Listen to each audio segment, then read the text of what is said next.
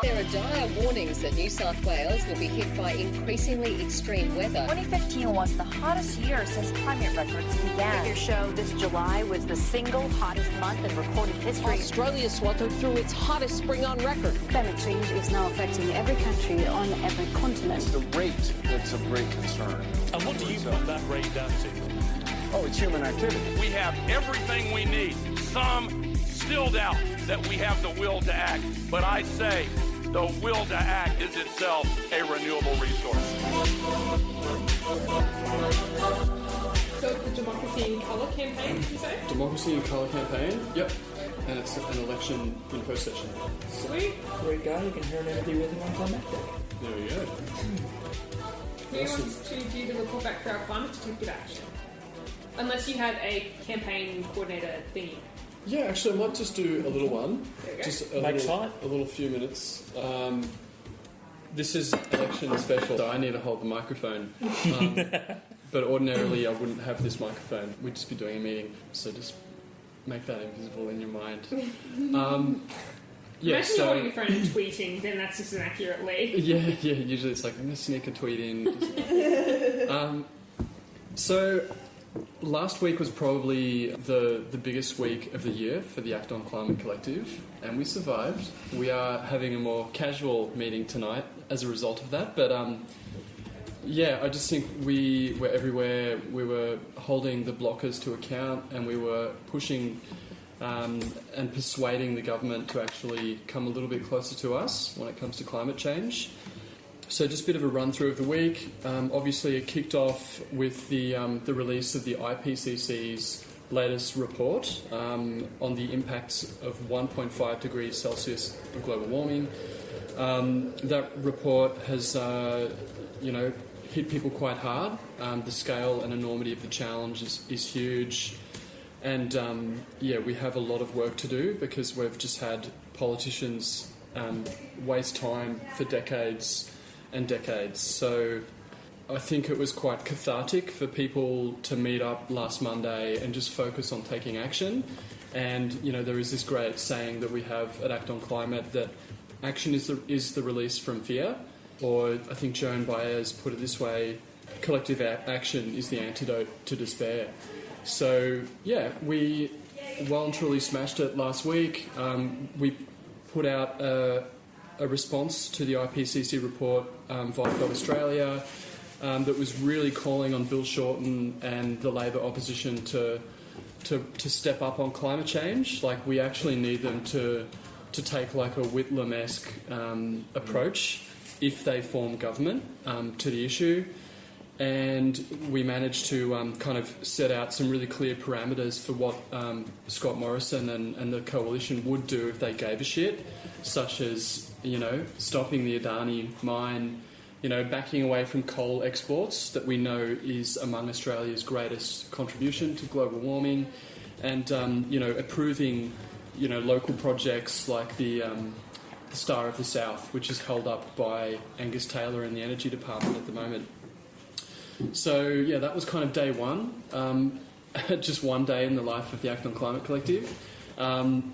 But on Tuesday, which was really fun, Kate Watcho did an amazing job coordinating another Climate Detectives action.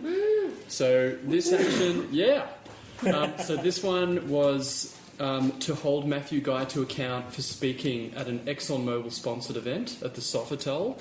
So we managed to get 15 people down to the Sofitel on really short notice at the Snap Action. We handed out 300 flyers, and the reception of the general public was really good. Like, just seeing, larrikins dressed up as detectives and saying, we're climate detectives, we're searching for the missing climate policy. Have you seen Matthew Guy's missing climate policy? Except the store shop owner who wanted to douse me with a fire extinguisher. What? He was so happy with us. Yeah, that was actually ridiculous. $2 million window. It's a public pathway, mate. Sorry. Yeah. It's so ridiculous. But during the action we handed out 300 flyers. We had a really fantastic banner. We're definitely on Matthew Guy's radar. How do I know this? Because we managed to hand flyers to the Shadow Treasurer, Michael O'Brien, the Shadow Energy and Renewable Energy Minister, David Southwick. So, and yeah, there were even some Liberals that couldn't wipe the smirk off their face because they thought it was funny. So, yeah, really good, powerful action, quite a cathartic one after the IPCC report. And then it was like, get back to Faux, pack down, pack the car and hit the road for Stawell. And yeah, we had to get down to Stawell for the Ararat Forum that we were holding with the Minister. But we also had the opportunity to go to the Crowlands Wind Farm to brief workers at 6:45 in the morning. So, you know, it was super early on Wednesday. We briefed about 110, 120 workers on site and filled them in on what Friends of the Earth are up to. And, yeah, people, you know, not many of them could make it to the forum because, you know, they work 11-hour shifts and probably want to knock off and go to bed. But there was, you know, strong kind of visible support from the wind workers for the work that we're doing, which is really cool.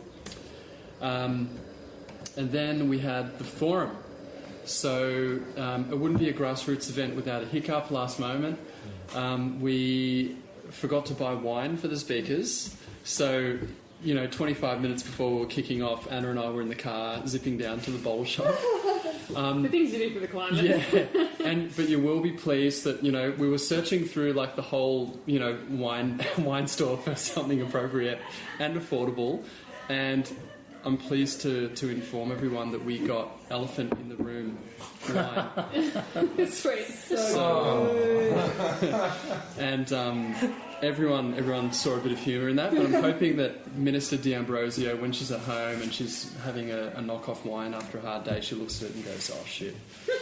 Actually, it is, isn't it? Yeah. And yeah, and the other last-minute hiccup was we brought the PA system.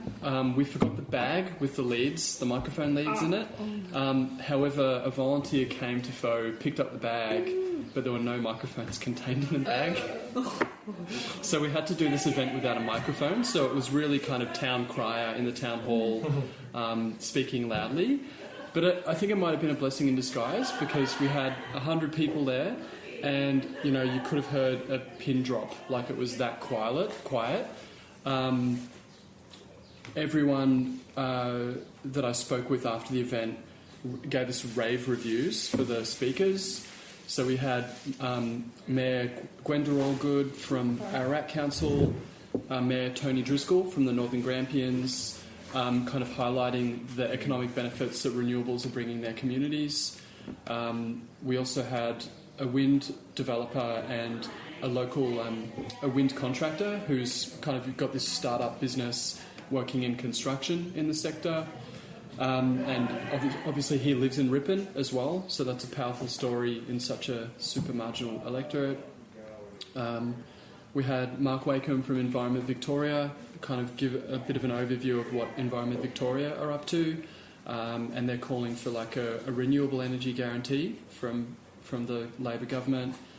And lastly, we had Linda Kennedy talk about what her community is doing in terms of climate change and the fact that a bit of state government support has allowed them to kick off a very unique project. And then we had Minister D'Ambrosio kind of deliver like an overview of what the Labor government has been up to, and, you know, kind of a little bit, it was a bit more of an electoral speech from her where it contrasted the government's efforts with what we could expect if Matthew Guy and the opposition are elected, which is kind of fine at this point to have that awareness about the differences between the two parties that can form government in the state.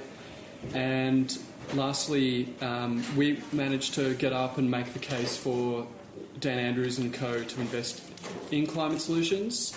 So there was a very clear call for a Victorian Climate Action Fund, and we got everyone taking an action. So we've got this awesome banner photo. Everyone's holding the banner, Dan Andrews, it's time to invest in climate solutions. There was probably 70 people holding the banner. So it's really amazing to get that snap in such a marginal seat.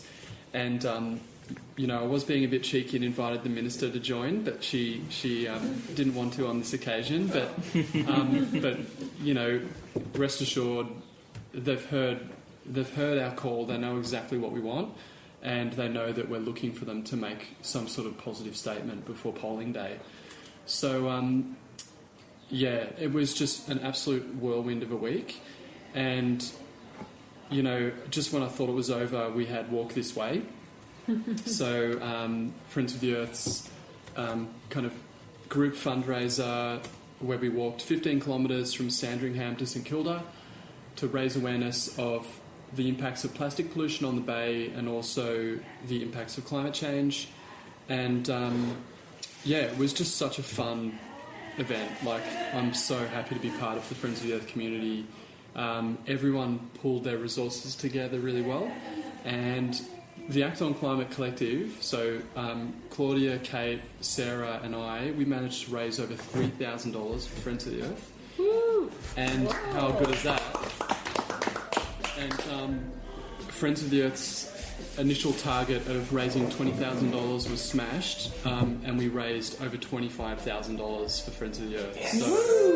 So, we will live to fight another day, which is awesome. That's kind of a bit of an overview of where we're at. We're 6 weeks away from the election. Most of the offensive or, proactive things that we were pulling together have been done.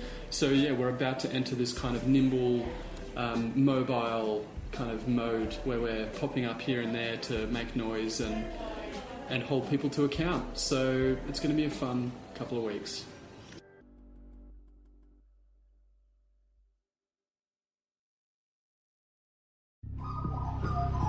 The Climactic Collective.